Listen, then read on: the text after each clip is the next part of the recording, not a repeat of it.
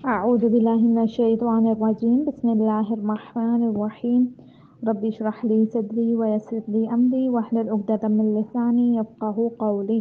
अस्सलाम वालेकुम। आज का हमारा दर्स शुरू हो रहा है नफास से। ठीक है, हमारा अगला टॉपिक शुरू हो रहा है नफास। इसमें कह रहे हैं पहला मसला 498। बच्चे का पहला जुज़ माँ के पेट से बाहर आने के वक्त से 10 दिन तक जो खून औरत को आए वो खून नफास है, बशर्ते कि उसे ज़िचकी का खून कहना सादिक आता हो, और नफास की हालत में औरत को नफसा कहते हैं। ठीक है, इसके अगले वाले मसले में कह रहे हैं जो खून औरत को बच्चे का पहला जुज़ बाहर आने से पहले आए वो नफास नहीं है। ठीक है, मतलब जब बच्चा हो जाए उसके बाद जो खून आता है उसे नफास कहते हैं, अगर पहले खून आ रहा है तो वो नफास नहीं होगा। ठीक है, फिर मसला नंबर 500 में कह रहे हैं कि ये ज़रूरी नहीं है कि बच्चे की खिलकत मुकम्मल हो, बल्कि अगर इसकी खिलकत नामुकम्मल हो लेकिन अलका यानी खून का लोथड़ा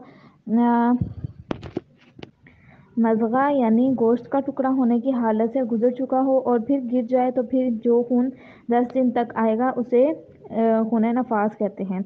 यहाँ पे वो ये बात करें कि अगर बच्चे की खिलकत जो है ना वो मुकम्मल नहीं भी हुई लेकिन फिर भी उसे ऐसा खून आया है जो एक लोथड़े की तरह है या फिर एक ऐसे गोश्त का टुकड़ा टाइप है, तो भी जो है वो खून जो 10 दिन तक आएगा वो फिर नफास होगा। मसला नंबर 501 में कह रहे हैं ये हो सकता है कि खून नफास एक लहजा से ज़्यादा ना आए लेकिन 10 दिनों के बाद आने वाले खून को नफास नहीं कहेंगे। नफास की कम से कम मुद्दत एक लम्हा है, ठीक है, एक लहजा, और ज़्यादा से ज़्यादा 10 दिन। ठीक है, लेकिन अगर 10 दिन से ज़्यादा हो जाते हैं वो फिर नफास नहीं होगा।